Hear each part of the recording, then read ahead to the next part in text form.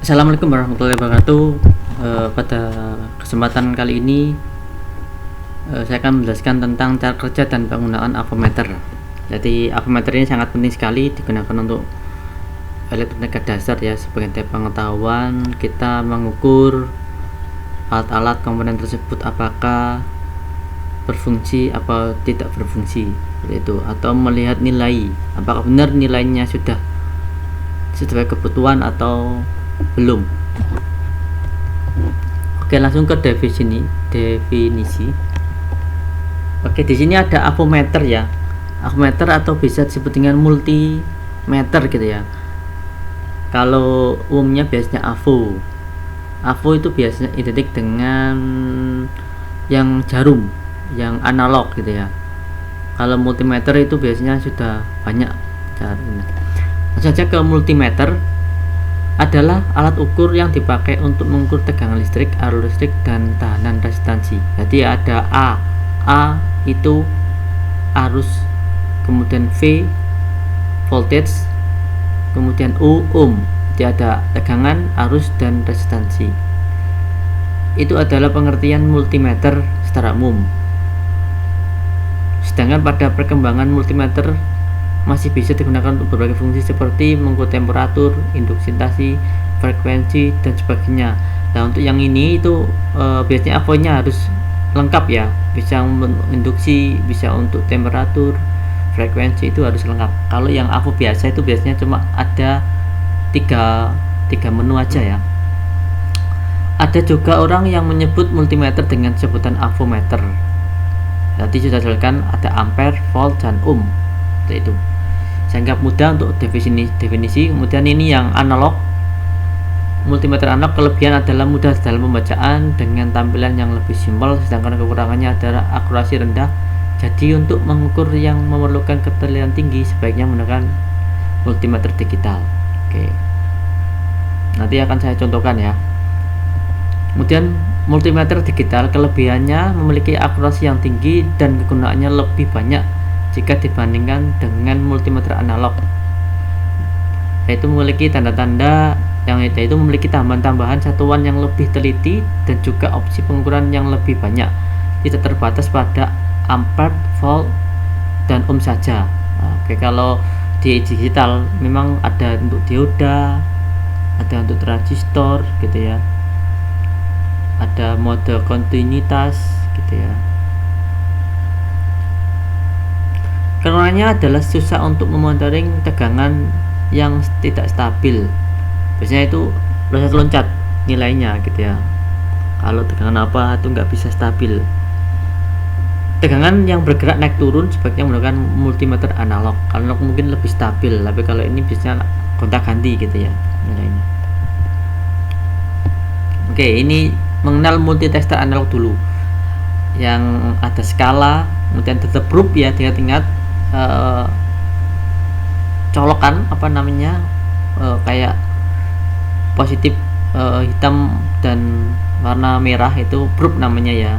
Kemudian ada beberapa sana ada selektor ya, selektor itu memilih itu ya, ada untuk DC, ada untuk arus, kemudian ada common terminal ya, ini common terminal, dan untuk warna hitam sama warna merah. Kemudian ini untuk kalibrasi gitu ya. Nanti mungkin saja berbeda kalibrasi. Misalnya kita sentuhkan dulu probe positif dan negatif, kemudian kalau angkanya nggak sampai 0 misalnya di sini, maka kita bisa setting kita sampai 0 kan, di 0 kan, seperti itu. Karena kita misalnya ke DC seperti ini, mungkin dia berubah, atau ke resistansi dia berubah, maka kita nolkan dulu biar lebih akuratnya lebih baik. Oke, ini ada di selektornya ada beberapa fungsi, ada DC, ada AC, ada ohm, ada DCMA. DCMA itu untuk arus DC. Kalau yang atas untuk voltase DC, dan ini untuk arus untuk voltase AC. sini tidak ada untuk arus AC, nggak ada, karena ini analog tuh biasanya paling simple, nggak banyak. Ya, ingat-ingat ya, sebelah sini kalau ada logo seperti ini AC, DC gitu ya.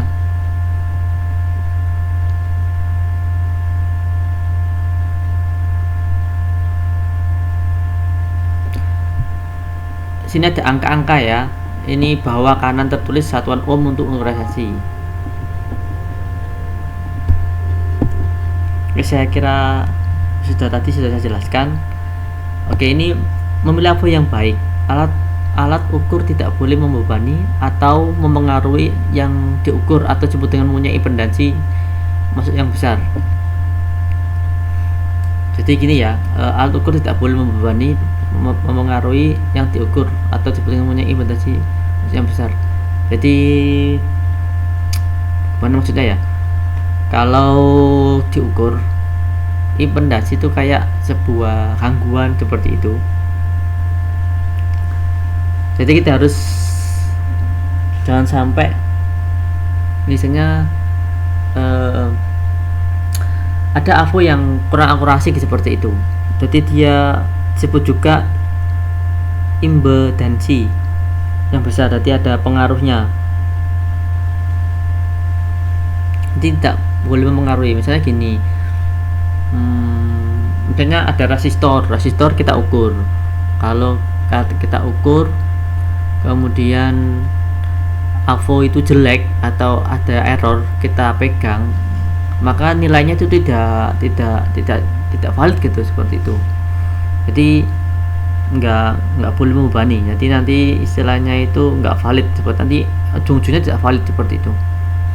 Mempunyai kesamaan yang tinggi, yaitu alat harus mempunyai ketepatan ketelitian tinggi, akurasi error dan precision. Jadi tadi setelah nggak boleh membebani harus yang kedua. Jadi nanti endingnya kedua, yang pertama endingnya kedua. Kemudian memiliki kepekaan, sensitivitas, kemudian mampu membedakan gejala yang kecil. Oke, ini nggak terlalu penting ya menurut saya. Mempunyai stabilitas, mempunyai kemampuan baca, kemantapan. Nanti bisa dibaca sendiri. Ini hanya sebagai teori aja, nggak terlalu signifikan aja, cuma pengaruh aja. Mungkin istilahnya itu sekarang AVO sudah berkembang sangat baik ya, beda sama AVO yang dulu gitu ya. Kalau AVO sekarang sudah perkembangannya sangat baik. Oke, untuk selamat kerja sepertinya sudah banyak ya. Untuk selamat kerja ini ada buku manual. Kalau kita mau beli buku manual, kita baca gitu ya. Nanti saya kasih tahu berapa maksimal AVO ini bisa digunakan gitu. Kemudian pasang, jangan sampai salah ya, pasang probe-nya kalau positif, negatif ya negatif. Soalnya berbeda, nanti takutnya bisa meledak.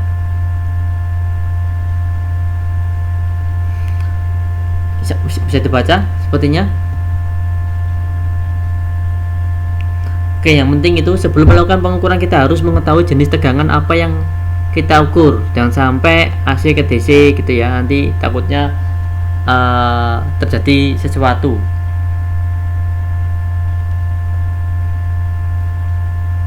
Oke, seperti itu saja.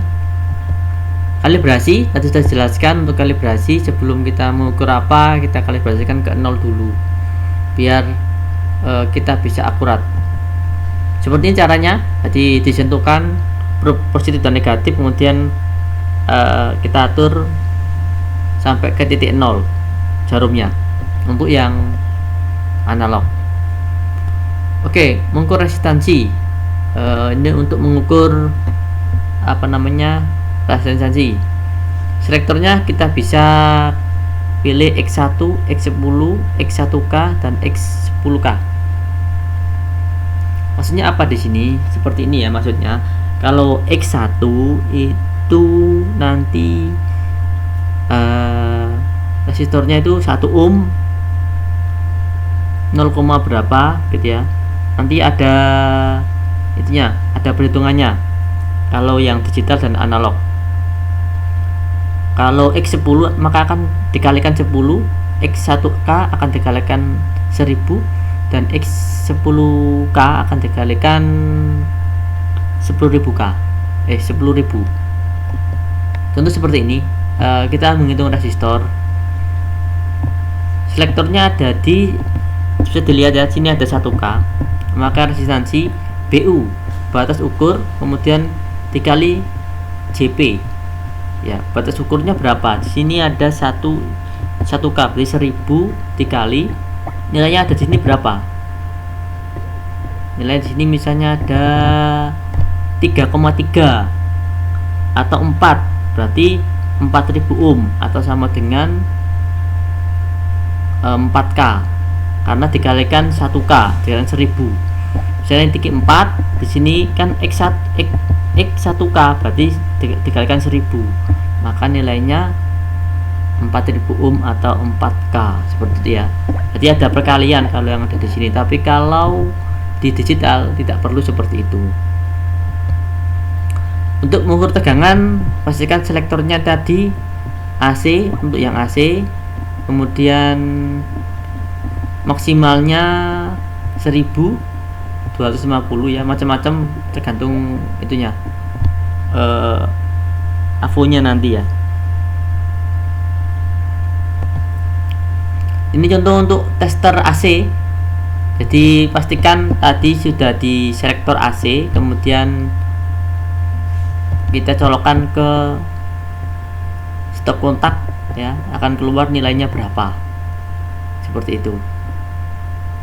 Perhatikan saat melakukan pengukuran, jangan sampai ujung probe merah dan hitam saling bersentuhan karena akan terjadi korsleting. Jadi hati-hati ya, karena ini tegangan tinggi, jadi kalau mentes AC harus hati-hati. Oke, dari pengukuran tersebut diperoleh penunjukan jarum seperti jarum di samping. Cara menentukan pembacaan hasil ukur rumus dengan sebagai berikut. Jadi ada rumusnya, VAC tegangan AC sama dengan BU, batas ukur berapa ini, AC berarti di sini ada tulisan AC ya, AC berarti di sini 50, 40, sini 200, sini berapa ini ya, 230-an gitu ya. Skala maksimum dipakai dibagi jarum petunjuk, misalnya BU berapa BU nya, batas ukurnya tadi 1000, berapa nanti saya coba ya, jadi 1000, anggaplah kita pakai yang 1000 ya, 1000 kemudian dibagi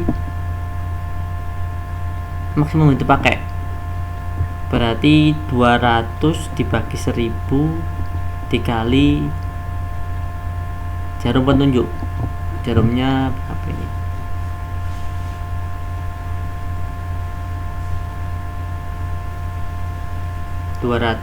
Kalau saya langsung ini nggak usah rumus, bisa langsung sekitar 230-an itu untuk AC nya. Ini merah-merah ini untuk AC yang sebelah sini.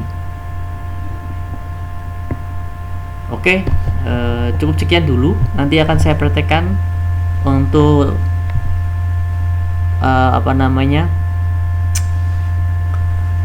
untuk pencobanya ya, nanti mencoba itunya, mencoba pengetesannya.